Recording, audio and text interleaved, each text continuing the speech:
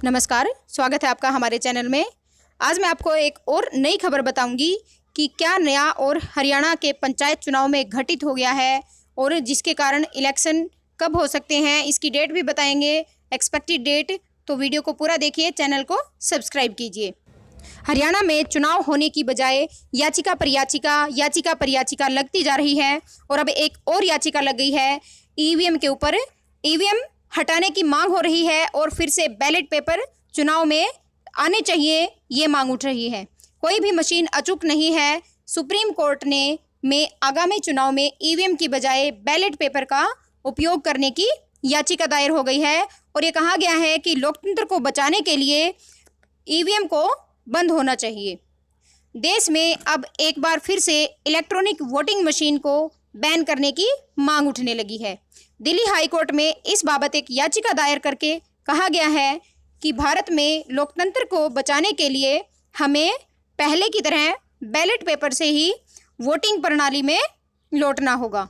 याचिकाकर्ता ने यह भी तर्क दिया है कि दुनिया में तमाम जो विकसित देश हैं उन्होंने ईवीएम के ऊपर प्रतिबंध लगा दिया है। ईवीएम वहाँ पर बैन हो गई है कई देशों में।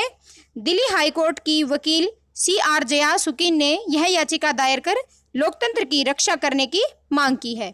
जया का कहना है कि यदि भारत में लोकतांत्रिक व्यवस्था को बनाए रखना है तो आने वाले सभी चुनाव में ईवीएम हटाकर एक बार फिर बैलेट पेपर से चुनाव कराने होंगे। उन्होंने यह भी तर्क दिया कि दुनिया में कई विकसित देश जैसे इंग्लैंड, फ्रांस, जर्मनी, हॉलैंड और अमेरिका तक ईवीएम को पूर्णतः प्रतिबंधित कर दिया गया है। याचिकाकर्ता ने कहा कि विकसित देशों में ईवीएम बैन कर दिए गए हैं। इससे स्पष्ट है कि ईवीएम के साथ छेड़छाड़ किया जा सकता है।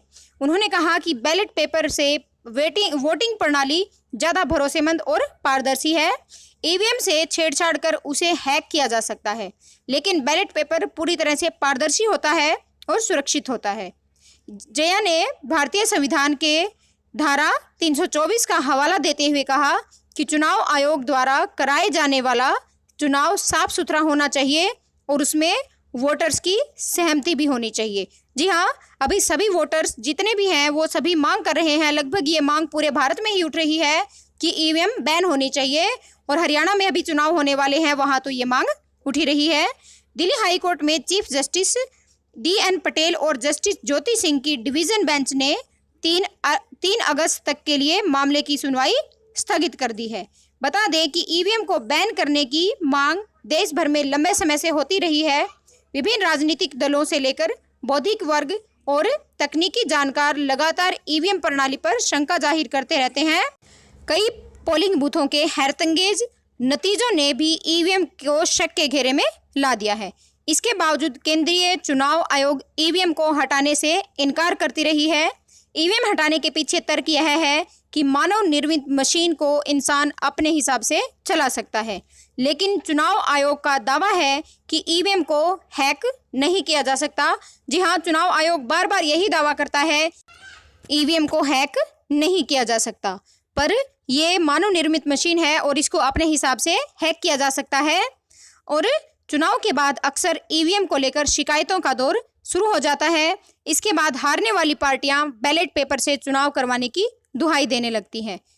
अब दिल्ली हाई कोर्ट में दायर याचिका में लोकतंत्र को बचाने के लिए दुहाई देते हुए यही कहा गया है वकील CR जया सुकीन का, और उन्होंने एक याचिका दायर की है। उनका कहना है कि भारत में लोकतंत्र को बचाना है तो आने वाले सभी चुनाव में हमें ईवीएम हटाकर एक बार फिर बैलेट पेपर से चुनाव करवाने होंगे। और उन्होंने आगे इन देशों का हवाला भी दिया है, इंग्लैंड, जर्मनी, फ्रांस, हॉलैंड और अमेरिका का भी, कि यहाँ भी इनके ऊपर प्रतिबंध लगा दिया गया है। और अब ये जो सुनवाई है ये 3 अगस्त तक स्थगित कर दी गई है।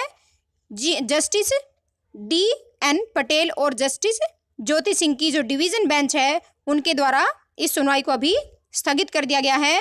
पर इसके बावजूद याचिकाकर्ता का कहना है कि पूरे भारत में ईवीएम को रिप्लेस कर दिया जाना चाहिए। उनके मुताबिक किसी भी देश में मतपत्रों से चुनाव ज़्यादा भरोसेमंद और पारदर्शी प्रक्रिया है। वकील ने अपनी याचिका में यह भी कहा कि तमाम विकसित देशों ने ईवीएम का इस्तेमाल बंद कर दिया है। इसकी जगह वहाँ भी मतपत्रों से चुनाव करवाए जा रहे हैं। इससे संकेत मिलता है कि ईवीएम चुनाव करवाने के लिए संतोषजनक उपकरण नहीं है। इसे हैक किया जा सकता है, लेकिन बैलेट पेपर पूरी तरह से सुरक्षित है।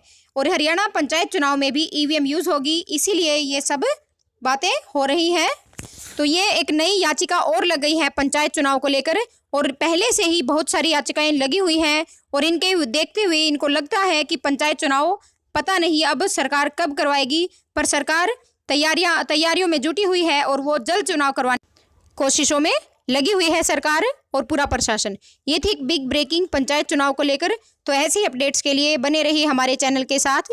जय हिंद, जय भारत।